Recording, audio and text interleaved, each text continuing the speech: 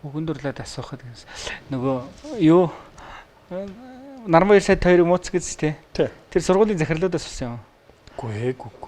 Би нэг хов сонсон чинь таныг аятайхан шиг сургуулийн хангачих доктор мокторыг аваад намдаа илсүүлээч гэдэг санал тавьсан чинь нөгөөх нь бярн хүрээгүй гэсэн сураг сонсогдоод байсан. Үгүй яг тэр ч биш биш. Тэр нь зарчмын юмнууд тэр. Тэгэл засгамж ихсэн хахал. За. Тэг ерөнхийдөө. Харин тийм ээ. Нэг юм сонин тогтолцол байгаа юм л да. Улсын хурал дээр ерөнхийдөө нэлээд ширүүн байх шиг байна те. Олон гэрээ хэлцлүүд орж ирээд. Тийм. Олон том асуудлууд цувраад орж байна, хавар болж байна. Хаврын улс төр халах нь те. Халах тийм шинж байна. Ер нь онгоцны түвш нийлүүлэх гэрээ гэдэг ингээ ороод ирлээ те. Энэ хилцээр хоёр улсын засгийн газар, Монгол улсын засгийн газар, Оросын улбаны улсын засгийн газрын зөвшөлдөх юм гэрээ хэлцээр ороод ирэх шиг боллоо. Тэгээ энэ дээр ер нь сая бас эдийн засгийн байнгын хорон дээр хуралдаад татгалзах юм шийдвэр гарч явах шиг байна. Энэ дээр ер нь хувь улс төрчийн хувьд ямар байр суурьтай байгаа вэ? Энэ ерөнхийдөө Монгол улсын эрх ашигыг нэгдүгürt эренбэлж чадсан хэлцээр байв уу? Эсвэл засгийн газар зүгээр үдэ анаал оруулаад ирв. За, энэ төр хэлцээрийг нэлээд сайн үзсэн юм шиг. Яг ер нь бол ганц Оршин холбооны улсаас түвшин авч байгаа шүү дээ. Гэхдээ яг Оршин холбооны улстай том төвшөндөө ойлголцлын ч юм уу юм хэлцээр хийж болно. Зарчмын үед бол болж байгаа юм. Гэхдээ Монгол улс ашигтай байх хэрэгтэй. Тэгээ энэ дээр бол төр хэлцээрийн яг энэ хэлцээр дээр бол түвшний хувьд бол дэмжихгүй байгаа.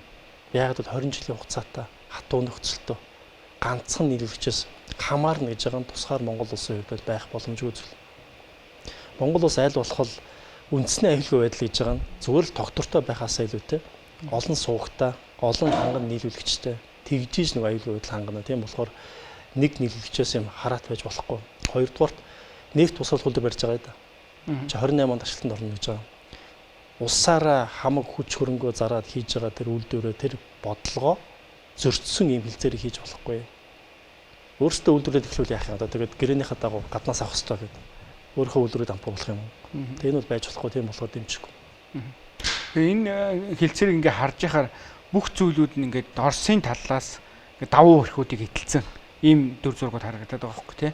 Маргаан үсвэл Оросын шүүхээр шийдэн ч гэж яах шиг. Монгол улсын газар нутаг дээр болсон маргаан Оросын шүүхээр шийдүүд нь олон улсын арбитрийн шүүхээр гэж бичээг байгаа байхгүй. Тий. Яг энэ дээр олон заалтууд дэнчиг нэг арилжааны бизнесийн хэлцээр шахуу юм байгаа юм. Яг үндэ их хурлаар орох шаардлагатай юмгүй юм асуултын тэмдэг.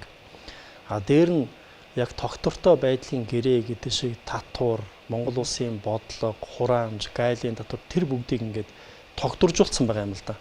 Тэгээ энэ бол яг зөвхөн онгоцны түвшин дээр ийм үүрэг хүлээсэн ийм том хэмжээний шийдлийг тогтворжуулах нь өөрөө буруу гэж бодож байна. Тэр нь арилжааны маягтай гэрээ хэмжээнд их хурлаар орох шаардлага байгаа ч юм уу. Ямар ч байсан Монгол улс ийм урт хугацаагаар онгоцны түвшийг нэг газраас хатуу нөхцөлөөр нийлүүлэхийн гэрээ бол зохисгүй гэж бодож байна. Энэ би зүгээр сэтгүүлч хувьд зүсээ хувиргаад ороод ирсэн хэлцэр юм уу гэж харсан байхгүй юу? Юу гэхээр өмнө нь яг Оросны нэг 100 шатхуун төгөх станц яриад бас нэг юм яриа үүсчихсэн те. Тэр үед бол яг энэ нэг иймэрхүү яриа байсан. Тэгээ Монголын талаас шатхуунаа доктортой нийлүүлээ. Үүний хувьд доктортой байлгая гэдэг саналыг дандаа тавьдаг. Зөрүүлээд за гар барьж байгаа бол ингээд бугуу барьчаа гэдэг юм уу ийм санал орж ирдэг л ийм л дүр зураг ингээд тогтчлоо. Тэгээ монголчууд Монгол улсын засгийн газар болохоор бид нар шатхуунаа доктортой авах гээд байна. Хувийн хвшлүүд дэвтэрнгүүд нийлүүлж яхад бид нар хувийн хвшлүүдийн өсөж байгаа үнийг доктортой багуулах гээд байна л гэдэг ийм тайлбар тавьдаг. Нэг хувийн хвшлийг намрах гээд ингээд нөгөө бодлогоо эсвэл одоо 3 дахь хурж руу гардаг шууд гарцаа ингэж боомлж болох юм уу юм. Ийм эрх шиг гэж байх хэрэгтэй юм.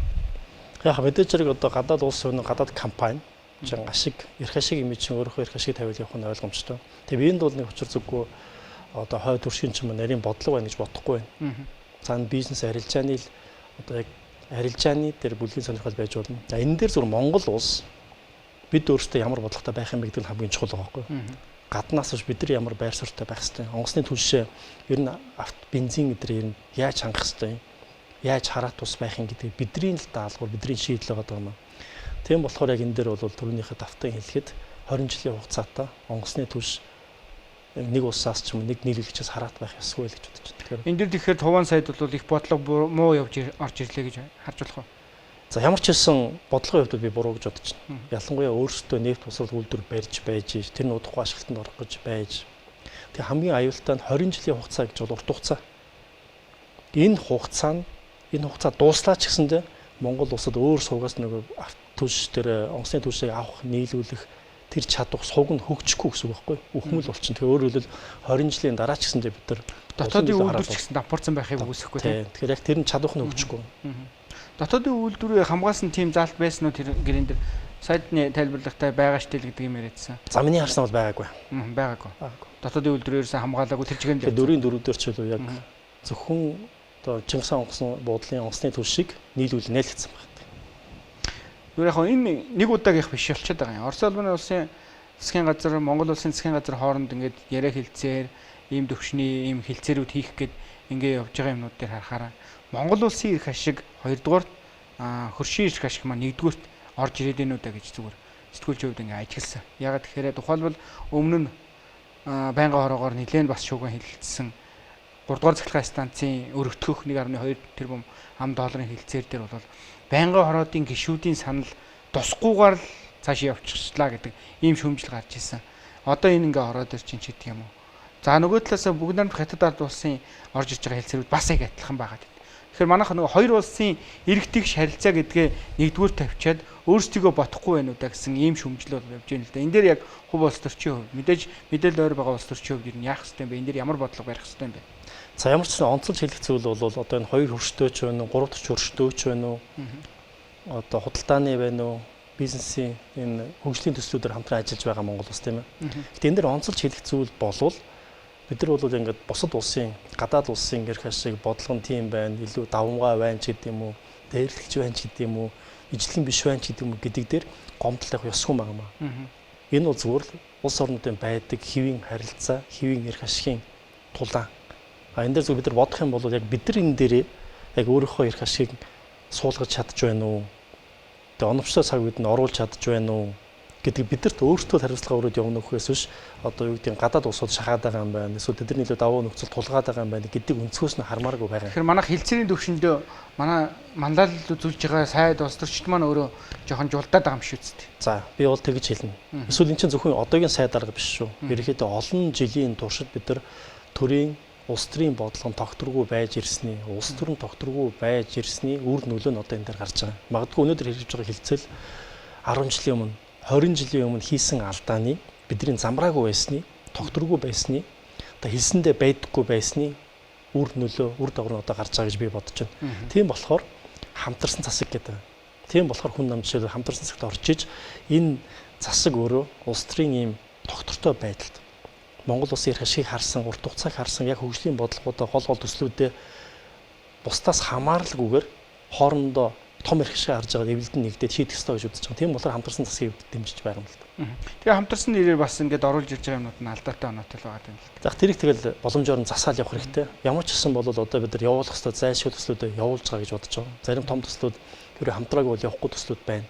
Эсвэл хамтраагүй бол гадаад улс тоож хилцэхгүй асуудлууд бас байна. Хамтарсны явж байгаа том төслийн нэг бол яхаар 3 баг л тий. Тийм. Уран дээр ер нь одоо ингээд явчлаа. Гэтэл одоо өнөөдөр урааны ус таарсан хэрүүлүүд тасрахгүй л байна л дээ. За энэ бол одоо санаатай гэдэг юм ичг би бол харамсаж байна. Гэхдээ бол яг хаа арчсан нийгэмд янз янзын үзэл бодолтой хүмүүс байх хэрэгтэй байх. Хуулийн хүрээнд зүгээр нийгэм онцолж хэлэхэд бусад улсад уран байтгааг олборлоод, ашиглаад, орлогоо олоод улсаа хөгжүүлээд иргэд нийтээр хүртэж явж байхад Монгол улсад яагаад гинтгэн болохоо ичдэг юм бэ? Тэгээ хөрөнгө оруулагч руугаа замдаа дайдаг гэж байж болохгүй зүйл.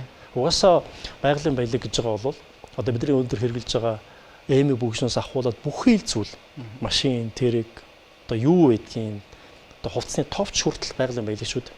Хаа нэгтээ хин нэгэн газар ухаж гаргаж авсан байж таараад угаасаа дэлхийн хөгжиж чинь тэр харин тэрийг зүгээр байгаль орчиндөө ээлтэй нийтэд хүртээмжтэйгээр яаж үүрэгчтэй ажилтгах гол асуудал байгаа байхгүй юу. Тийм болохоор урааныг бол тууштай дэмжинэ.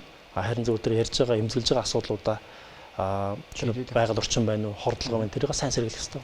Евразийн хэлцээр дээр бас ямар байр суурьтай байгаа болоо. Евразийн хэлцээр бол яг хэрэглэгчдэд их өгөөжтэй юм уу да гэсэн ийм өнцөг бас явж байгаа шиг байна. За нөгөө талаас нь мэдээж үндэсний үйлдвэрлэгчид бол бид үндэсний үйлдвэрлэлээ боомллоо ерөөсөө үндэсний үйлдвэрлэлээ хяхан хавчих бодлогыг л барьлаа л гэдэг ийм юм явж байна л да. Эдийн засгийн байнгын хороогоор энэ асуудал маань хязгаар орох бол ер нь ямар хэмжээнд явж байна? Эдийн засгийн байнгоор яг одоо хилцэж байна. Одоо та бүхэн ярилцж байгаа нь хилцэж байгаа. Евразийн хэлцээртэй холбоотой нийгэм маргаан байна. Тэгээ энэ дээр бол хүн намын зөвлөл дээр бид нар бас танилцуулгын нэвшин сонссон зарим судлаачтай би ч хувьдаа бас уулзаж асуу шалгаасан. Ерөнхийдөө дүр зургаараа бол Монгол улсад зайлшгүй хэрэгтэй бодлого шийдвэрээ. Монгол соёрхон өршөлтөө. Хятад улстай байдгаараа харьцаж байна. Худалдаа 8-ны 90% нь хятад улсад хамаарж байна. Хойд хөрштөөгөө Казахстан гэдээ бас нэг баггүй жижигхэн биш хөрш байна. Беларусь улстай Монгол улс за бараг түншэл авч байгаа болохоор өөр харилцаа бараг байхгүй гэж хэлж болно. Ийм 200 сая хүнтэй том зах зээлийг Монгол улс нээхгүйгээр яаж хөгжих тухай ярих гэдэг. Яаж одоо баяжих тухай ярих гэдэг. Энэ бол байж болшгүй зүйл. Тэгэхээр нэг эргэлзээгүй зүйл бол Евразийн холбооны энэ зах зээлийг өөртөө нээх нь зайлшгүй. Өөрөөр нь төр хэлцээр нэгдэх нь зөв. Бүр гарцаагүй зөв. Харин зүгээр аль салбараа аль болох нэг хамгаалж үлдэх үү, алин дээр нь та нөхцөл авах уу, алийг ингээд сул тавьж өгөх үү гэдгээл сайн болж хэлцээрийг илүү сайн төвшөнд хийх хэрэгтэй юм байна. Тэгэхээр бидний хувьд бол хүн намын хувьд ч одоо би хувь улс төрчин хувьд гэсэн дээр Евразийн тэр холбооны худалдааны төр хэлцээрд орохыг бол дэмжиж байгаа. Энийг бол дэмжих ёстой. Бид нэг ирэмбэ тогтоох гэж штэ таны хувьд. Тэгэхээр ер нь яг ямар ирэм байх хэвтэй юм болоо. Бүгдийг хийх ёстой ирэмбийг манайх хийнэ гэдэг ингээд жичрээд байх хэвтэй юм уу? Эсвэл бид боломжтой хийхийгээ хийгээд бусдыг нь авах. Ийм зохицолт руу орох хэвтэй юм. Зөв өндөр хөгжилтэй зарим орнуудыг харахад Солонгос бол яг л тийм юм л тий. Өөрсдөө яг хийх ёстой юм энэ. Бусдыг бид авчиж гэх юм уу? Ийм л бодлого байгаад байгаа шүү. За тэгэхээр ингээд улс хөгжихийн тулд хамгийн түрүүнд зах зээл хэрэгтэй да. Одоо 3.5 саятай хүнтэй зах зээл дээр бол ер нь бол олигтой бүтээгдэхүүн хийгээд хөгжихэд маш хэцүү. Тэгэхээр зах зээлийн нэхэн зөв гэдэг ярьсан тийм ээ. Одоо бидний хийх юм бол яг саяын хэлцээрийн төсөл дээр эдийн засгийн яамд танилцуулж байгаа нь бол зарим бараг 8 нэр төрлийн бараг тэр татвар хөнгөлөхөөс хассан байлээ л. Жишээл одоо бидний хийдэг нөгөө зарим одоо санаа зовж байгаа сүү дотоод үйлдвэрлэж гэж үзэж байгаа бүтээгдэхүүн өндөгчсөн тодорхой хэмжээр орсон байгаа. Ингээд гол бидний хийж чаддаг эмзэглээд байгаа бүтээгдэхүүнийг хасч чадсан байлаа тэр болж байгаа. Хамгийн чухал нь бид зах зээлийн нээгтээ дохион юм байна. Тэр зах зээлийг нээсний дараа жишээлбэл одоо хамгийн наадлын жишээ бидний хийж чадж байгаа мах байна. Махыг одоо жишээлбэл Казахстан ямар Оросын холбооны улс руу зарвал 50% татвартай. 50%. Өөрөөр хэлбэл Монгол улсаас мах ерөөсөө авахгүй гэсэн бодлоготой гэсэн үг байхгүй. Тийм ээ. Тийм болохоор бид нар зарч чаддаггүй. Энэ 50%-ийг тэглэх юм бол юу болох вэ? Одоо бид арай илүү махны чиглэлийн хөр үржүүлж эхлэх нь байна. Махаа зарах гэж оролдох нь байна. Эрүүл ахуйн тэр чадварыг хангахын төлөө тэр чадвараа хөгжүүлэх нь байна. Тэр чиглэл рүү хөрөнгө оруулах нь байна. Гэвчлэн ингэ авахаар бас хандаж эхлэх байна. Тэгэх юм те. Тэгэхээр ингэ зах зээл хөгжиж байгаа. Тэгээд бидний чадж байгаа тэр махаа зарах нь хамгийн наадлын жишээ. Тэгээд тэрийг лаазалж болно, яаж болно. За тэг өөр тэр зарч чадахгүй арьс, шир, ноос, ноолор энийгээ бид тэр сэрүүн бүс буюу хойдлын зах зээл рүү зарах чадвар, экспортлох чадвар бол хамгийн чухал юм байгаа маа. За энэ дэр нэг ганцхан юм онцолж хэлэх хэрэгтэй байна. Одоо бид нар ингэ Евразийн тэр хэлцээр сайн муу зөв бурууг л ярьж байна да. Энийг ашиглаж чадах хэсэг нь Евразиас биш, Японоос биш, биднээс авахгүй. Тэр нь юу вэ гэхээр ер нь Европт зарна уу, Оросд зарна уу, Японд зарна уу Монгол хүн үйлдвэрлэнэ да. Тэгэхээр Монгол бизнес үйлдвэрлэхийн тулд бизнесийн орчин сайн байх хэрэгтэй. Бизнесийн орчин муу байх юм бол юун Орос, юун Япон, Улаанбаатартаа зарч чадахгүй үстэй. Тэгэхээр дөнгөж сая эдийн засгийн байнгын орон дээр тийм асуулт асуусан. Яг Монгол улс за Евразиас аль нэг хэлцээрээс үл хамааран бизнесийн орчноо яаж сайжруулах юм бэ? Дөрөвтэй юм юу их. За одоо шил Евразийн тэр зах зээл рүү гэрээ орчлоо гэж бодъё. Нөгөө чөлөө худалдаа юу ажуулдрын парк гэдсэн. Тэр хаав байна. Чөлөө худалдааны бүс хаав байна. Арьшир боловсруулах яг тэр дэд үтсийн татсан нөгөө тэр парк тусгай татвартай хөнгөлөлтөө зээлийн жолгодог дэд үтсийн татсан тэр парк байна уу? Тэр паркийг жинхэнэ хөгжүүлж иж одоо нөгөө арьсаа, маха, малын яс гэд зарахгүй юм байхгүй шүү дээ. Тэр болгоныг боловсруулах тэр дэд үтс болон санхүүжилтийн дэмжлэгийг үзүүлэх бодлого байна уу гэж асуусан. Энэ л хамгийн чухал юм байна.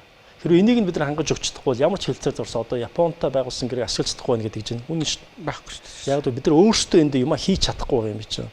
Өөрөлд Монгол улсаараа гэрийн даалгавраа хийгээгүй байжж бусдыг буруутгах суух гэдэг байгаа байхгүй. Тэгэхээр гол амжилтын үндэс бол тэр аль нэг хэлцээрд орсондоо ч биш. биднээс өөрсөндөө яг тэр бизнесийн орчин бүрдүүлж чадсан уу гэдэгтэй л. Японд гэснээс яг харахад тэгдэг юм байли. Япон часганы тусыг яг за тэдэн жилийн хугацаанд тэдэн хэмжээгээр нийлүүлж чадах уу гэдэл манайх чадаагүй л унтсан юм байл шүү дээ. Тэгэхээр энэ бол яг харахгүй өдрөө өөрсдийн бодох асуудал болчиход байгаа. За энэ сэдвийг зүгээр орхиё гэж бодчих. Яг гэвэл тодорхой ингээд яваад хүмүүс мэдээлэл авчих байх. Зөвхөн өчтөр таны хувьд нэг их сонирхолтой мэдээлэл хийсэн л дээ, тий. Улсын хурлын гишүүн Батболготой холбоотой мэдээлэл хийсэн. Энэ мэдээллийг бас өгч ярилцъя гэж бодож байна. Тэгэхээр яг үнэхээр ямар иргэнээс мэдээлэл авчваа? Яг тэр баримтууд нь юу вэ гэдэг дээр.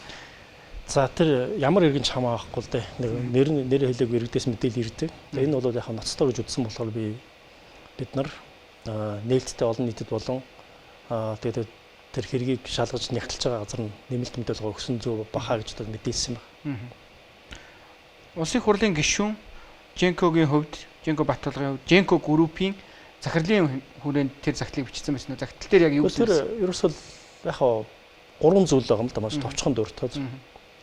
Нэгдүгээрт бол тэр Намран гээд бараг 70-аад орчим сая долларын зээлийг 20-од жилийн өмнө манай монголчууд Солонгосоос 2-3 компаниас авсан байдаг.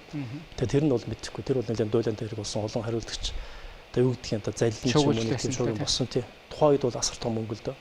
Тэрнтэй холбоотой тэр шуудан Монгол шуудан болон голон донктой энэ өр зөлийн асуудал би хариуцнаа гэдэг одоо Батболгоо тэр бичсэн байгаа. Хоёр дахь нь бол нөөцөн тогтоогдсон хятадын хил дагуу байгалийн баялагын ордууд байна. Энийг авах хүн байна уу? Энийг ашиглаад эр зөөлөө төлөё гэсэн маягтай утгатай байгаа юм. Тэгээ энэ бол одоо яриад байгаа тэр төөрөнд өөрчлөлт холбоотой байж болцсохгүй гэж үзээд нягтлан үзээ гэдэг тэр газар хүргэж байгаа юм. Гуравт нь яг их хурлын гишүүн бол өөр ажил эрхэлж болдоггүй. Тэр дундаа аж ахуй бизнесийн хийгээд зарах 8 айлах тухай одоо саяхан хүртэл манай нэг гишүүн зүгээр онлайн худалдаа эхлэл 20-той гээд болохгүй гоцтой. Тэрний хажуугаар ийм албан бичгээр ийм бизнес худалдаа 8 тэр тусмаа байгалийн баялагтай холбоотой ордог гэж санал болгоод явж болохгүй л. Тэгээ энэтэй холбоотой юм зөрчилтэй юм байна гэд тэрийг зөв олон нийт хүргэсэн. Яг энэ 2006-7 оны үеэр бас офшор компани байгуулсан гэдэг яриа байдаг юм биш үү? Энэ тал дээр та хаач харж байна. Тэрийг нь би мэдэхгүй. Офшор компани байгуулсан үгүй мэдэхгүй. Тэрийг одоо тэр шалгадаг газар нь шалгах юм байгууз. Ямар ч байсан зөв саяын зүгээр тэр яг бидэрт ирсэн мэдээлэлдээ дурдсан зүйлийг би баталгаадаад урдчих байхгүй. Тэрийг яг тэр хаана яасан бусад тэр мэдээлэл байд юм бол шалгаад тогтоох байлгүй. Тэр нөгөө байгалийн баялаг байна, ордууд байна гэдэг тэр тодорхой нэрлсэн тим юм байна уу? Тэр загтал дээр зүгээр ерөнхий юм ордууд зарах боломж байна гэж бичсэн байна уу? Нэр байгаагүй хаа. Ерөнхийдөө олон юм багш гэсэн. Ерөнхий олон ордууд. Нэг биш те. Нэг биш гэсэн. Нийлээд ихсэн. Тэгэхээр байгаач тэр үзэхгүй те. Тэгэхээр бол их олон ордыг л зарах тим сонирхол бас тэр хүнд байж гэж хардаж болох нэ. Тэгвэл тэр энэ дэр алтан бичгэн дээр тийм л байлаа. Энэ материалууд хаашаа өгсөн бай та? Ажлаа тэмцэх газар л явуулсан. Ажлаа тэмцэх газар л явуулсан. Өгсөн байгаа юм. Явуулсан тэ очиж байгаа юм. Ер нь Батболго гэдэг улс төрчийг бас мэдээж олон жил харж тодорхой хэмжээнд ингээд ажиллаж байсан баг. Ер нь Батболго гэдэг улс төрч шудраг улс төрч мөн болоо. Таны хувьд за тэрийг шудраг бос юм уу хүнийг сайн муу гэж үнэлэх нь миний ажил биш. Угаасаа зохисгүй. Зөв тэрийг бол яг саяын тэр баримттай холбоотой юм зохисгүй юм байна. Тэгээ нийгэмд угаасаа шуугж байгаа юм бол энийг тэгээд захид газар нь шалгаж тогтоон үзлээ гэсэн утгаар явуулж байгаа. Түүнээс одоо та хоёр суучаад хэн нэгнийхтэй улс төрчдөг ч юм уу ер нь хинч байна уу? Ингээд дүнлээ дүгнээ суухан зохисгүй л гэж. За тэгвэл хоёулангийн чинь дүгнэгч зохисох хэвээр юм юу гэхээр хүн нам. Хүн нам гэдэг нам маань өөрөө хин нэгний хүүхэлдээ болчихоо гэдэг ийм шүүмжлэл явлаа тий. Өчтөрийн мэдээлэлтэй холбоотойгоор ч гэсэн бас л яг ийм хардлага гарч ах шиг байна. Хүн нам нэрээ бие даасан бодлоготой байгаа юу эсвэл аль нэг намын халах хвчинд явж байгаа бодлоготой байгаа. За хүн нам бол 10 жилийн өмнө байгуулагдсан. 10 жилийн өмнө байгуулагдахдаа одоо энэ ардын нам, ардчсан нам нийгмийн хэрэгцээг улс орны авч явах бодлогын хэрэгцээг хангаж чадахгүй байна гэсэн үндсэн дээр цоо шин аншигч биш, маншигч биш арай өөр маягаар улс орны удирдах хэрэгтэй гэсэн үзэл санаан дээр нэгдсэн нам юм байна. Тэгэхээр хүн нам жишээлбэл одоо саяын байна уу өөр байр суурьуд нь дандаа эн чинь зүгээр санамсруу хэнийг дагаа гаргаж байгаа биш. Хамгийн түрүүнд ирэх юм бол улс орны эрх ашиг. Яг улсад юу нэрхтэй Монгол улсад тэрийг л эрх юм барьж байгаа юм. Тэр хэрэгтэйг бол бид нар бусдаа санал нийлнэ үү, нийлэхгүй байна дуурна. Хэрэггүй гэж үзэх юм бол нийлнэ үү, нийлэхгүй байна дуурахгүй юу гэдэг эсрэг байж болно. Жишээлбэл одоо бид түрүүнд дурдсан хамтарсан засаг Монгол улсад хэрэгтэй юу эсвэл дор дороо иш тийш харчаад хэрэлдээд маргалдаад суухан дээр үү. Энэ аль нь одоо яг иргэдэд Монгол улсын өнөөгийн 2025 оны Монгол улс хэрэгтэй. Бид нар яхааргүй ярилцж хагаад яг дотроо нээлттэй ярилцж хагаад эсрэг хүмүүс ч байсан. Хамтарсан зөв юм аа. Хэрэв хүн нам хамтрахгүй бол энэ бол нэг 90-ад онд байсан шиг замбраагүй улс төр болно. Одоо Монгол улсад 90-ад он шиг тэг замбраагүй байх цаг хугацаа байхгүй. Дэлхийн байдлыг хар, олон улсын байдлыг хар, дайн байлдааныг хар, хоёр хөршин явуулж байгаа бодлогыг хар, Америкийн явуулж байгаа бодлогыг хар, ийм нөхцөл бид нар ийм жижигхэн улс эвтэй найртай байжгаад жижиг улс төрөөс олж улс орноо руучихгүй шиг том асуудал шийдэх ёстой маа. Тэрний одоо саяын жишээ та бүхэн ярьлаа тэр Ороногийн уран ашиглах тухай гэрээ. Энэ бол зарим хүн эсэргүүцэж болно. Гэхдээ Монгол улсын эрх ашиглыг ашиглах ёстой, орлогоо олох ёстой, харин тэрийг зөв шударга хуваарлах ёстой. За тэр гашуун сухатай төмөр зам холдох ёстой. Төмөр зам барьчаад холбоогүй байж гэж юу гэсэн үг юм бэ? 10 жил энийг холбоод экспортоо идэвхжүүлэх ёстой. За тэр Евразийн сая тэр худлааны хэлцээр энэ дээр бас талцаж маргаад байлгүйгээр энэ ч зөвхөн худалдааны хэлцээр шүүд нэгдэх ёстой, зах зээлээ нээх ёстой. Малын гаралтай бүтээгдэхүүн экспортлж чадахыг бүрдүүлэх ёстой, цаг алдах ёсгүй гэх мэтлэн. Хүн нам бол эрх хөрөгч нам. Эрх хөрөгч нам гэдэг бол ямар нэгэн бодлого дээр мандал үзүүлж явах хэрэгтэй тийм үү? Тэгэхээр одоо яг засагт хамтарч орсноор хүн нам яг энэ бодлого дээр бидний илүү засаг дээр мандалаад байгаа шүү гэдэг тийм юм байна. За нэгдүгürt эрчим хүчний реформ. Эрчим хүчний реформ бол одоо үндэсний хороо гэж байгуулсан байгаа. Шадар сая дор чон тахлаад явж байгаа. Монгол улсад Монгол улсын хөгжлийг, эдийн засгийн хөгжлийг эрчим хүчээр төсөөлөх ямар ч боломжгүй. Харамсалтай нь өндөр эрчим хүчний салбар бол бусад эдийн засгийн салбараа дагуулах чирэх биш, өөрөө чирэгдэх чинь өөрөө асуудал нь хөл тэгэлд болцсон байгаа.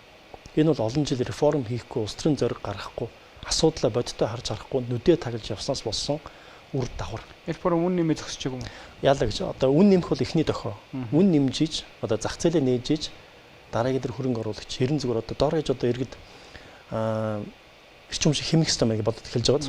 А үн нэмээд чөлөөлж байгаа бол энэ дээр чинь бас бизнес хийж болох юм байна, ашиг болж болох юм байна, хувийн хөрөнгө оруулалт нэмэгдэнэ дээ. Тэгэхээр тэгсний дараа одоо бид нар тэр компани засаглал.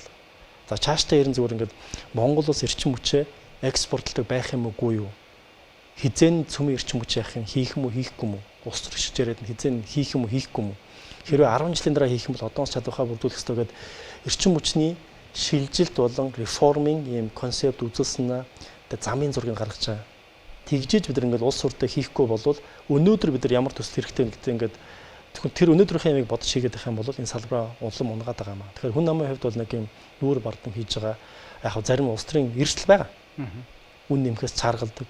Тэрнээс цааргалаад хулчиснаас болоод бид нар асуудал шийдэж чадахгүй зөндөө асуудал байна. Хүн нам бол хэрэгтэй гэж үздэг юм бол эндээс бид нар улс төрийн эрсдлийг бол үүрж байгаа. Зөв юм бол улсад оронд хэрэгтэй юм бол одоо зориг нь гаргая. Яг хүнд муу хэлүүлэх нь хамаагүй. Тийм бол эрчим хүчний реформ бол хүн намын одоо энэ хамтран засагт орсноор оруулж байгаа хувь нэмрээ бөгөөд цаашаа энэтэй бодиттой үр дүн гарна гэдэг итгэлтэй байна. Бодит үр дүнг юугаар хэмжих юм бол эрх зүйн орчин хөрөнгө оруулалтууд нэмэгдэхээр хэмжих юм уу эсвэл үйлдвэр станцууд баригдахаар хэмжих юм уу? Бид 5 дугаар цахилгаан станц гээд 30 40 жилээр ярьлаа тийм ээ. 84 онд л анх энэ 5 дугаар цахилгаан станцыг барих тухай асуудал яригдчихсэн билээ. Яг зөв. Одоо 84 онд ярьжсэн зүйлийг 2025 онд бид нар хэдэн жил 41 жил бид нар хийж чадахгүй байна гэдэг чинь арай болохгүй биз. Тэгэх тийм болохоор реформ хэрэгтэй. За үр дүн юу вэ гэхээр үн нэмэх бол дөнгөж эхэллээ байгаа байхгүй. А энэний цаанаас хөрөнгө оруулалт хэрэгтэй. Хөрөнгө оруулалтад Монгол улс болвол сэргээгт эрчим хүчний асар их нөөцтэй орно. Өртөг зардлын хувьд ч яг байгалийн өгөгдлийн хувьд ч гэсэнтэй. Энэ дээр бол зөвхөн өөрсдөө хэрэгцээг хангах төдий биш, их хэмжээний хөрөнгө оруулалт татаж, их хэмжээний цахилгаан их үүсвэр үйлдвэрлэх тухай асуудал яригдж байгаа. Энэ бол бид дотооддоо хэрэглэнэ гэсэн үг биш, экспортлох тухай асуудал. Энийг нээж өгөх юм бол Монгол улс бол одоо экспортын дахиад бүтээгдэхүүн тооцоолох боломж байна.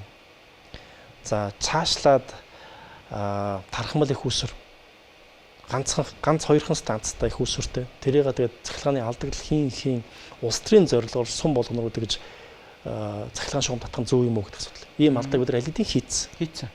Тэгээд эндээс арцах эрчим хүч алдагддаг. Үр ашиггүй юм байна. Тэгэхээр тархамал гэж байгаа нь сум бол сум, аймаг бол аймаг, үйлдвэр бол үйлдвэр, айл бол айл, дор дороо өөртөө таарсан тийм үр ашигтай эрчим хүчний их үүсвэртэй болох хэрэгтэй. Энийг бол бодлогын төвшөнд хийх хэрэгтэй. За цааш нь эрчим хүчний реформ бас чухал ажил бол цахимжуулах. Одоо жишээлбэл тог бичгэд цахилгаан бичгэд яадаг бол айлын хаалга тогшоод хаалган дээр наагаад явдаг штэ. Эсвэл хин нэгэн очиж хардаг, бичдэг. Энэ байдлыг халах хэрэгтэй. Ухаалаг тэр тоолрын системийг нэтгүүлэх хэрэгтэй. Энэ дээр бол зоригтой хөрөнгө оруулах хэрэгтэй. Тэгэхээр товчхон хэлэх юм бол ямар ч их үүсгийн дутагдлаасаа бусдаас хараат байдлаас гарах хэрэгтэй. Эхний хэлжинд. Одоо цахилгаан тасалгаа ятгахна болох хэрэгтэй гэсэн. Дараа нь экспортлох тухай ярьж байгаа. Ер нь сайн ярих юм бол Монгол улсын бидний хамгийн сайн хийж чадах хэмжээгээр хийж чадах бүтээгдэхүүн бол цахилгаан арчим гэж. Авах газар болтгол уу? Урд туршил авна да. Урд туршил авах уу харин. Харин авахын тулд бид нар нэгдүгээр эдийн засгийн хувьд ашигтай байх хэрэгтэй. Авах үзэр байх хэрэгтэй. Хоёрдугаарт бид нар сайн хилцэгч байж үүргээ, даалгавраа, тохирсон юмаа сайн хийх хэрэгтэй. Чин урд хурж гэсэн өөрөөсөө бас ийм нөөц бололцоог манай яг хэл залгаж байгаа нутгууд дээр бий болгоолаа гал. Та хоёрын түрүүний ярьдаг Евразийн хэлцэрт яагаад орох гэдэг юм бэ гэдэгтэй. Яг адилхан. Өөрөө мэдээж хэрэг улс орчин бүх юм хийж чадсан шүү дээ. Ялангуяа хятад шиг юм том улс бол. Гэхдээ алийг нь тэр нөөцөө ашиглаад хийх үү, алийг нь гаднаас авах нь илүү үр ашигтай вэ гэдэг чинь бас бодлогын асуудал, хилцлийн асуудал. Тэгэхээр та хоёр бас түрүүнд дурдсан энэ хилцээрүүд нь Монголд ашигтай маа гэдэг. Ашигтай байхын тулд бид нар нөгөө талтайгаа ашигтай байх утсаар зоригтой өөртөө бас хариуцлагатайгаар тэр гэрийн даалгавраа хийх үзээр хилцэл их хэрэгтэй байдаг. Өмнөшөө гэрийн даалгаврыг чадахгүй тэгэл ямар ч найдвар. Тэгээ жижиг сажиг юм гуугаад ингээд домноод байх юм бол бид нар яг үнийг хэлэхэд одоо Монгол улс бол олон салбар дээр яг ингээд тэр реформ хийхээс ур аргагүй байдалд орсон, уналтын байдалд орсон том асуудлаа шийдэхгүй жижиг юмар өнөөдрийнхөө цорхог нөксөөр байгаад ийм хүнд байдалд орсон байна. Энэ чигээр цаашаа ингээд 20 30 жил дахиад явах боломжгүй шүү дээ. Хүн намын дараагийн барьж байгаа яг засаг гэхгүйгээр зүгээр барьж байгаа гол бодлого юу вэ? Бодлого гэдэг нь одоо аль чиглэл одоо их хурал дээр ч гэдэг юм уу те одоо засаг дээр ер нь энэ асуудал энэ эрчим хүчний реформоос гадна одоо энийг бол бас энэ 28 он хүртэл хийчих ёстой шүү гэдэг. Мэдээж хэрэг боловсролын салбар бол одоо манай яамны манай одоо төлөөлөл сайд байгаа. Тэгэхээр боловсролын салбар дээр шинжилгээ асуудал байна. Ялангуяа баг дунд боловсролын асуудал дээр байна. Боловсролын салбарын дээр хөтөлбөр болон одоо яг тэр одоо явж байгаа бодлогуудыг яаж үр дүнтэй болгох вэ? Яаж өнөө цагийн Монгол улсын хөгжилд хэрэгтэй хүн бүтээгдэхүүн боловсролын салбар яаж ажиллах вэ гэдэг чиглэлээр доорож тэр сургуулийг хүртээмжийг шийдэх гэдэг ч юм ийм асуудал төрлөж байна. Үндсэн хуулийн дээр бид нар ялгуурлан гадуурхахгүй гэж бичсэн байгаа тий.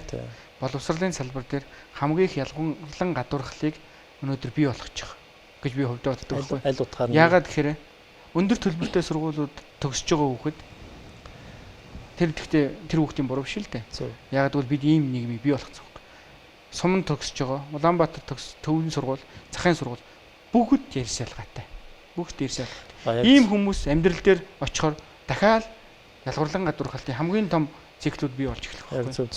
Тэгэхээр цаашдаа яг өнөөдөртөө бол бас харин айжмдаа хийх хэрэгтэй бодлого л доо. Цаашдаа бол зүгээр миний бодлоор улс төрчин байр суурийн үед бол ер нь бид нар энэ хувийн сургууль шүү дээ. Төлбөртөө сургуулийг айжмдаа маш урт хугацаанд маш алсуураа ерөөхдөө тодорхой хэмжээнд хязгаарлах хэрэгтэй гэж бодож байна.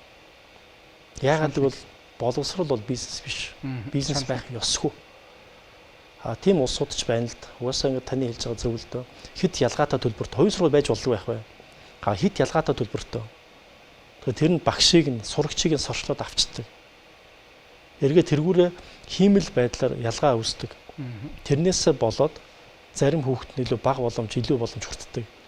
Тэрнээсээ болоод яг тэр нийгмийн ялгууртай байдлыг урт хугацаанд хүргээд байх юм бол энэ бол ялангуяа 3.5 сая хүн амтай ийм амь нэгтэй байх хэвээр Монгол улсад зохимжгүй. Тийм болохоор энэ бол цаашдаа бас Монгол улсын явах хэвээр бодлого байх хэвээр гэж боддог. Хэд явцсан хүрээлүүд хүртэл бий болно тийм эрсдэлний. Тийм. Тэгээд чинь бас нөгөө улсын сургуулиудад хөрөнгө оруулахгүй байх нэг цаанаасаа нэг юм хандлагын юм сэтэл төрүүлээд байж болно л доо. Тэгээд эцэг эхчүүд хүртэл байдгаа барж байгаа л нөгөө сургуульд нь хүүхдээ өхийг л зориулж шүү. Өөр арга байхгүй тийм. Тэнд нэг ядаж хүрээл нь хунд сурах нь яшгаа зүгээр тэнд нэг хүрээлтэй болоод аваасаа гэдэг. Энэ нөгөө Монгол хүн эсдэхүү байгаад байна л дээ. Тийм. Яг зөв тийм. Тэгэхээр энэ дээр реформ хийх тэр эхлэлийг тавьж чадах болов. Урт хугацаанд хийх ажил энэ бол. Танаа намын зүгээс тавих боломжийг нээж чадах болов. Тэгээ нээж хийж бодож байна. Хуулинд өөрчлөлт оруулах юм уу тийм. Тэр чиглэлээр ажиллаж байгаа гэж бодож байгаа. Ажиллаж байгаа. Дараагийн нэг зүгээр асуух зүйл бол засгийн газар улсын хурал хоёрын эрэм гэж нэг юм байх хэрэгтэй байна. Энэ дээр таны хувьд хувь улс төрчийн хувьд юу гэж боддог? Өнөөдөр энэ эрэм алдагчаад байна уу гэж боддог? За, тодорхой хэмжээгээр тийм. Яг хаа өмнө 76 гишүүнтэй байхад бол ялангуяа одоо улсын хурлын гишүүн сайд байх юм бол засгийн газар нь их хурлдаа илүү нөлөөтэй байсан баг. Одоо бол эрх биш бас 126 гишүүнтэй болохоор арай цөөх нөлөө нь бага. Гэхдээ бол бас ирэмбийн асуудал байгаа. Жишээлбэл саяхан нэг зарим их хурлын гишүүд яриад байсан. Ерхээсээ заавал дээр суух албатай маа гэх тээ. Миний өвчсөн санал нэг байна. Заавал дээр суух албагүй байж болно. Гишүүдийнхээ юм дээр байж болно. Тэгээ бусад улсын парламентыг харснаас тийм байдаг шүү дээ. Нөгөө талаас ингээд засгийн газрын хит хүчнэтсэн зүйл улсын хурал дээр зүгээр ногоон гэрлэр явдаг ийм зохицуулт бий болчихлоо л да тий. Яралтай гормоор гэж орж ирэл. Түүхий орж ирэл тэр чигээр түүхийгээр гараад ирдэг. Яг хаа тодорхой хэмжээгээр тийм оролдогууд байгаа. Гэтэ саяын тэр түлшний асуудал шүү дээ. Сая бол эдийн засгийн байнгын орнд унтсан. Хичнээн ингээд түлхсэн ч, хичнээн ингээд шахсан ч явахгүй бол бас асуудал явахгүй л дээ. Бас яг тийм өөрөөр хэлбэл их хурал дээр асуудал явж гин гэж байгаа нь гишүүд чинь бас яг тийм зүгээр л ингээд явуулаад байгаа биш. Явуулахаар дэмжихүүц байгаа гэж үзэж байгаа болохоор явуулж байгаа гэж би бодож байна. А явахгүй асуудал бас явдаггүй. Зарим нь буцааж татчих байгаа үст. Энд чинь бас ерөөсө бүх юм ингээд логон гэрлэл яваад байгаа гэсэн асуудал байхгүй. Одоо зүгээр MCC-с хүн нам их өндөр санхүүжилт авчижээ гэдэг ингээ яриадсан. Тэгэнгүүт л энд юу ярьж байгаа нөхөр MCC-с санхүүжилт авчих учраас Батулгын асуудлыг сөхөж яриад байна гэдэг ийм хардлага байх шиг байгаа юм. Үнэхээр тийм байгаа юм уу? Ухаан удаг төвөрг нүүр ордыг аль алиг нь стратеги ордод авах хэрэгтэй гэдэг дээр хүн нам ямар байр суурь илэрхийлэх. Зарчим л багсаа шүү дээ. Зарчим. Тэгээ тиймэрхүү юм ярьж байгаа бол бүгдэн дээр нь адилхан ярих хэрэгтэй. Тэгээ зарцсан юм бол буцаах хэрэгтэй, ер нь шалгах хэрэгтэй, тогтоох хэрэгтэй. Тэгээд тэр сая хандивтай холбоотой асуудал төр бас би нэг онцолж хэлмээр байна л да. Хүмүүс буруу ойлгоод байна. Хүн нам за одоо бүгдээрээ өгдөг болсон байлгүй дээ гэж найдаа. Өмнө нь хэдэн жилийн өмнө бол тайлангаа ил тод өгдөг ганцхан нам байсан шүү дээ. Тэгээд тэр MCS компани өнөө холбоотой компани өнөө тэр авсан хандивууд бол дандаа хуулийн хүрээнд яг ил тод тайлагнаад аудитор шалгуулад хүлээгээд авсан тайлангууд байхгүй. Тэгэхээр бүгд одоо ил тод яг хуулийн өрөөнд авсан. За бид нар цаана харин асуудал нь хуулийн өрөөнд аваагүй хаанаас хинээс мөнгө авсан тодорхойгүй ийм харилцаа зөндөө байж болно. Энэ л хамгийн ноцтой байхгүй. Тийм байвал л гэсэн үг тий. Тий. Түүнээс болоод бид нар бол ил тод авцсан. Тэгээ бидний байр суурь ил тод байгаа. Хин нэгний таад үйлчлэн гэж байхгүй. Эн чинь олон нийт ил тод байгаа юм биш үү? Тэгээ таны санаа зовж байгаа тэр одоо иргэдэжсэн хандаж хэлэхэд бол тэрнээс хамаараад эсвэл тэрнээс хандив авсан болохоор ч юм уу тэрний талбай нь хязгаарч байхгүй. Тэрэнд бол та өөрөө хүлээгээгүй гэсэн үг. Өөрөө хүлээгээгүй, хүлээгч үндэс байхгүй. Хэрэв тийм хүлээх хэрэгтэй бол тэр чинь одоо ил тод байх хэрэгтэй. Бид нар бол бүх хандив ил тод. Итгэл үнэмшлэрээ тэд нар зүгээр энэ намын бодлого бас хэрэгтэй юм да, бизнес эрхлэхэд орчинд хэрэгтэй юм да гэсэн байдлаар өгсөн байх магадaltaй юу? Эсвэл за танах өгчөөч гэсэн байдлаар найз нууны яриагаар өгсөн байх хэрэгтэй юу? Монгол улсын иргэн, Монгол улсын компаниуд ил тод яг хуулийнхаа дагуу одоо улс төрийн нам, улс төрчдөд нэр дэвштэд хандив өгөх одоо эрхтэй. Тэрний хүрээнд л өгсөн.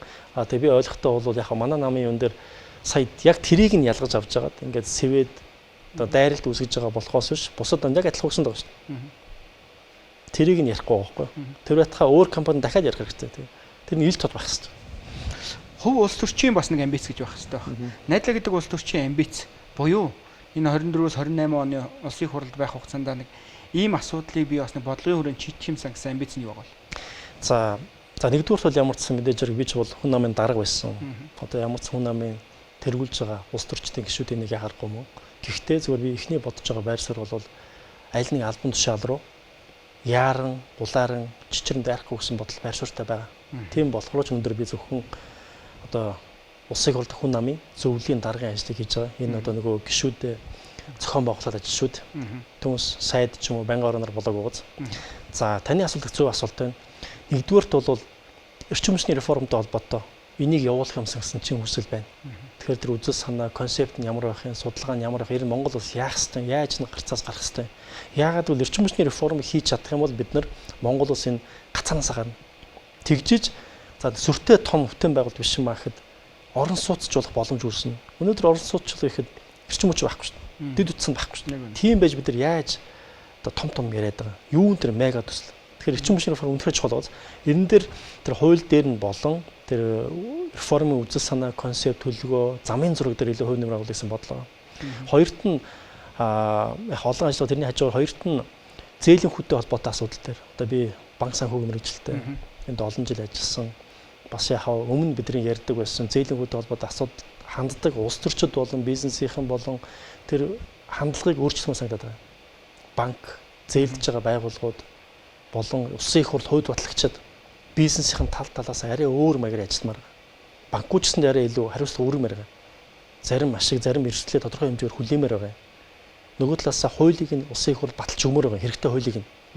Зарим тэр зардлуудыг нь багасгах одоо эрх зүйн зөвшөөрөл хийж өгмөр байгаа. Гэх мэтлэн ингээд арай илүү бие биенийгээ хүүлсэнгүү гэж муулж сайлах биш. Нэг юм арай өөр зөвшөөрсөн маягийн юм руу ормоор байгаа. За гуравт нь өмнө ч бас ажилладаг бас ногоон санхүү болон байгаль хамгааллын чиглэлээр хуулиргдсан орчин бүрдүүлэх, ялангуяа байгаль орчны салбарт бие даасан санхүүгийн тогтолцоо бүрдүүлэх чиглэлээр хувь нэмэр оруулах юмсаа гэж бодож байгаа. Тийм болохоор тусгай хамгаалалтын газрын тухай хууль болон тэр байгаль хамгааллын сан ногоон санхүүтэй холбоотой хуулийн төслүүдээр гар бие оролцох гэсэн бодол байгаа. Одоо үндсэн яг үндсэн 3 том чиглэл нь энэ байна. Бусад бас нэлээд 4-5 ажлын сарууд ажиллаж байгаа л та. Энэ зээл гэдэг бол үнэхээр чухал да. Гэтэл одоо нэг манай зээлийн систем нь өөрөө банкуд дээр суурилсан буюу банкудаа ботсон систем болоод идэг. Тухайлбал бодлогын үгээ өсгөцсөн тийм үү? Сая одоо бодлогын үгээ өсгөцсөн. Бодлогын үгээ өсгөнгүүт л зээл хүмүүгдээд эхэлж байгаа. Нөгөө аж ахуйн нэгжүүдийн цус хэрэгэл багасгах гээд байна л да. Энэ дээр одоо таны хувьд улс төрчийн хувьд ер нь яг яаж харж байна? Яг зөв. Тэгэхээр одоо бидний ганц зохицуулж байгаа хэрэгсэл бодлогын хүү. За цаана зээлийн хүүд нөлөөлж байгаа асар олон хүчин зүйл байна. Одоо ханш жишээлбэл ингээд докторгүй болчиход байна. Тэгээ инфляц ингээд өндөр болчих гээд байна. Тэнгүүд хүссэн хүссээгүй Монгол банкнаас бодлогын хөө багасчихж байгаа. Бодлогын хөө багасчихаар зээл хүмүүжиж байгаа. Зээл хүмүүжихаар цаана яг бизнес хийж байгаа нөгөө төсөл эхлүүлсэн ч юм уу, зээл аваад өргөжүүлэх гэсэн тэр хэсэг бол ингээд унчиж байгаа. Тэгээ эцсийн дүндээ хохирогч нь нөгөө эдийн засгийн өсөлт буюу яг бизнес эрхэлж байгаа хүмүүс болж тусчаад байгаа. Тэгээ энийг одоо засахын тулд хамгийн түрүүний одоо чухал зүйл бол ингээд яг нэгэн жор байхгүй. Эхлээ бид нар цогтуртай баймаар байгаа. Тэгээ явсаар нэг хамтарсан засаг тогтвортой бодлого руу орчиход тогтвортой том төслүүдэд явуулж эхлэмээр байгаа. Тэгжиж валютын урсгалыг татмаар байгаа. Тэгжиж хөрөнгө оруулагчдад дотоод байна уу, гадаад байна уу итгэл төрүүлмээр байгаа. За одоо өчтөр жишээлбэл тэр хөрөнгө оруулалт гадаадын хөрөнгө оруулагчдыг барьж аваад заамдаад байна шүү дээ. Тэр бол одоо жишээл гадаадын хэвлэлээр гарах юм бол Монгол гэдэг чи одоо хаашаа юм бэ?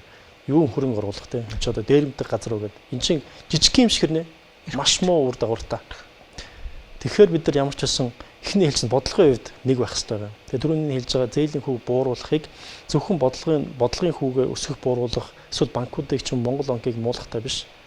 Арай иж бүрнээр нь аваад банкуд одоо хууль тогтоогчид болон бизнесийн ч гэсэндээ энд орж жагаад хариуцлагатайг нь арай тал талаасаа буулт хийхэд таашаа нэг юм ойлголцолд хүрээд зээлийн хүүд хандж байгаа хандлага өөрчлөлт байгаа юм аа. Магадгүй зарим тохиолдолд бас зээлийн хүүг хязгаарласан хууль тогтоомжоос хэрэгтэй байхыг үсэхгүй жоохон тооцож үзэх хэрэгтэй байдаг. Нөгөө талаасаа бас банк хаяа нэг эрсдэл үүрдэг гэдэг бол яхаарга үнэн байх хэрэгтэй л байна л та тий. Одоо бол банкуд бүх эрсдлээ зээлдүүлэгчтэй өгчөд байгаа шүү тий. Ерөөсөө ингээл за тодорхой хэмжээгээр тийм. Одоо магадгүй цаана одоо хууль эрхцэн зохицуулалт нь шаардлагатай байхад тэрийг нэг хурлаас ч юм уу баталж өгөхгүй удаашруулах ч юм уу эсвэл зөв бүрөө батснаас болоод магадгүй банкуд бол таны хэлж байгаа зөв. Чи альж бизнесээ байгуулдаг тийм шүү дээ. Эрсдлээ хүрээгүй шингэн одоо үнрүүгээ шингэн 12 сар төсөв баталж яхад байсан эдийн засгийн нөхцөл байдлууд өнөөдөр тэнгэр газар шиг зөрүүтэй болчихлоо л. Гадаад орчин буюу ялангуяа Америк нэгдсэн улс хятадын худалдааны үйл ойлголцлоос шалтгаалаад үйл ойлголцлоо одоо дайнч гэж зүрхийг нэрлээд ах шиг байна те. Энэс шалтгаалаад Монгол улс бол үнэхээр хэцүү байдал руу орчлоо. Гэтэл бол засгийн газар одоохондоо бол төсөв ярих болоогүй л гэдэг. Яг хувийн улс төрчийн хувьд ялангуяа эдийн засгийн чиглэлээр бас ажиллаж исэн хүний хувьд энэ дээр ер нь яаж харж байгаа бол эрсдлийг ямар байдлаар харах хэрэгтэй юм болов? За яг зөв төсөв баталж ирсэн үе хэдхэн сарын өмнөхний үед бол олон улсын байдал эдийн засгийн нөхцөл байдал нүүрсний үнж бараг нэлээд 40 50 40 тий. Тэгэхээр бидний нөхцөл өөр болчихж байгаа. Яг хуулиараа бол яг засгаас тэгж мэдэгдэж байгаа төсвийн тодтол хийх нөхцөл нь арай бүрдээг байгаа нь тоогоороо болов тий. Гэхдээ зөвхөн бодлогын хувьд төсвийн тодтол хийх нь буруу гэж бодохгүй юм би. Яагаад гэвэл төсвийн тодтол хийх юм бол дотоодын тэр бизнес ер нь одоо төсвийн захиран зарцуулагч нар улс төрчид бас нэг дохио болох юм байгаа юм л да. Дээр нь бид нар бас яг тэр хэрэгжүүлэх гэж зарим төслүүдэд ирэмлэх хэрэгтэй. Татагтан тулгаж яагаад хийх биш урьдчилан сэргийлэх хэрэгтэй байна. Бас ирэмлэх хэрэг байна. Одоо энэ төслүүдэд за нэрэж бас дараа жил болгож идэв. Энийгээ төр болиё. Одоо мегагаас авахуулаад дунд төсвийн төслүүд шүү дээ. За энэ замыг одоо энэ жилдээ болиё ч гэдэг юм. Ингээд нэг жоохон ирэмлэхгүй болвол төсвийн тодтол хийхгүй байхын нэг муу тал нь захаас нь одоо юу гэдэг ирэмлэхгүйгээр төсвөө зарцуулна гэсэн үг. Төсвийн тодтол хийчих юм бол их хурл дээр очиод ирэмлэх боломж гарч байгаа. Тэгээ эн чинь бол ер нь бол төсвийн тодтол хийнэ гэж байгаа муу зүйл биш. Төсөв өөр төсвийн бодлогоор уян хатан байгааг шинж байдаг болохоор төсвийн тодтолоос зайлсхийх хэрэггүй. Ер нь бол байдлыг харж байгаа заавал хуулийн нөхцөлд тултал нь явуулалгүйгээр төсөөнд тодтол хийхэд буруу тох зүйл гэж бодож байна.